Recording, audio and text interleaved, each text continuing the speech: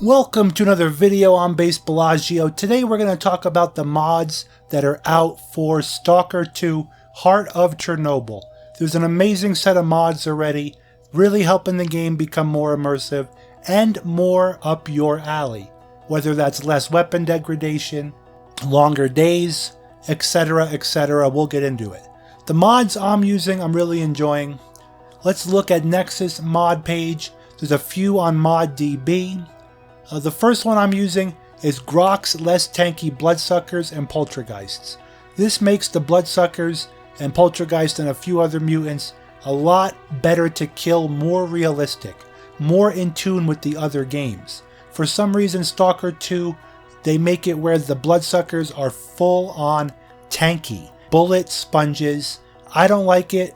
It's not my kind of Stalker. This makes it more like the other games. There's a bunch of optimizer mods. I'm not using any of them.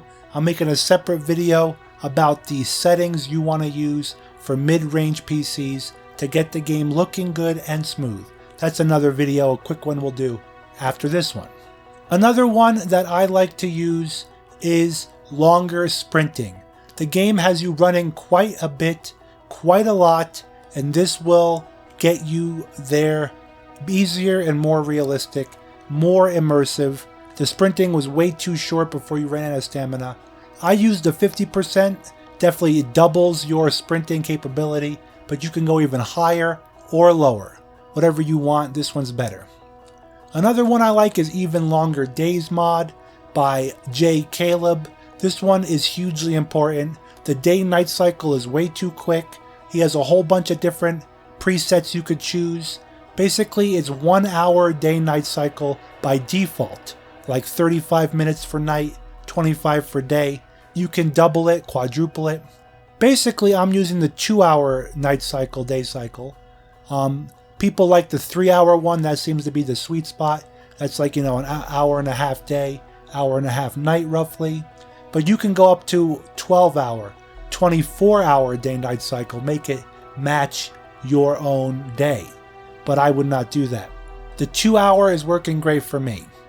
I'm also using the reduced melee and jump stamina cost. I feel like jumping in this game also drains your stamina way too much. This will fix it. I tried the adjustable carry weight mod. Doesn't seem to be working quite yet. It's a little buggy, so I deleted it, not using that anymore. But instead, let's jump down.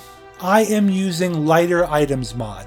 This is reducing the burden of my carrying items without sacrificing immersion like the description says.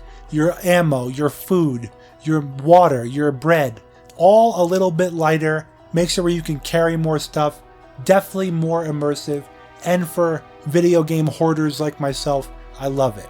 Another hugely important mod is the Anomaly Beep Disabler. This game is very new player friendly, new to the Stalker series. They paint yellow ladders everywhere. You could delete those and disable those in options. But this anomaly beep is so annoying. It just beeps and warns you that you're near an anomaly, and I hate it. This is a hugely important mod.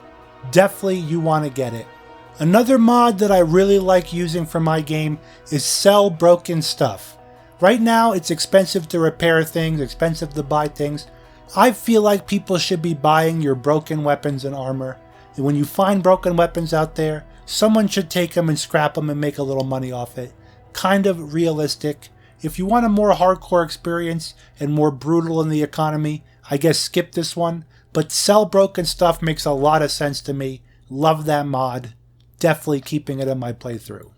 And then finally, another very important mod to me is the equalized aim sensitivity. For some reason in this game, the default setting that the devs chose was having your horizontal aim and vertical aim be different. For some reason it's like slower vertical, I'm pretty sure. So basically this will equalize it like any other first-person shooter on mouse and keyboard. This is hugely important and a must. And then this isn't really a mod, but this describes how to change and disable your mouse smoothing. The game devs also put mouse smoothing in this game on by default. I don't like it. A lot of first-person shooter players don't like it. But you basically go into your users under your main Windows drive, C drive, users, username, app data, local, Stalker 2 save config, then Windows. Find your game user settings ini, and then you copy paste this into the ini at the bottom, and then save it. Disables mouse smoothing, hugely important, definitely needed.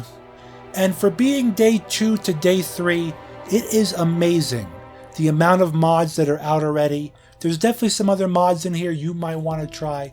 You might want to try some of the optimization mods to see if you have a lower end PC. Try some of these out. People are raving about them. A lot of downloads already, so that means they're working for somebody. But again, I have another video coming out for mid-range PCs and low-end PCs on what settings to use, not to destroy the game's look. It keeps the game looking great, and you get a smooth experience. I've had no stutters, no hitching, and the game still looks pretty good. The most important thing, and we'll discuss in that video, is your CPU strength. So we'll talk about that again. Again, I'm really excited for the mods. This game in a year or two is going to have the most amazing mods. Stalker 2 is a great platform and foundation for future modding. Can you imagine when Anomaly 2.0 comes out, or Gamma? You know, think about that. Huge mods, they're coming for this game. Thank your local modder out there, and thank you for watching. We'll catch you on the next one. Hit that thumbs up button if you liked this video and if it helped you out, and I'll see you for more Stalker 2 videos.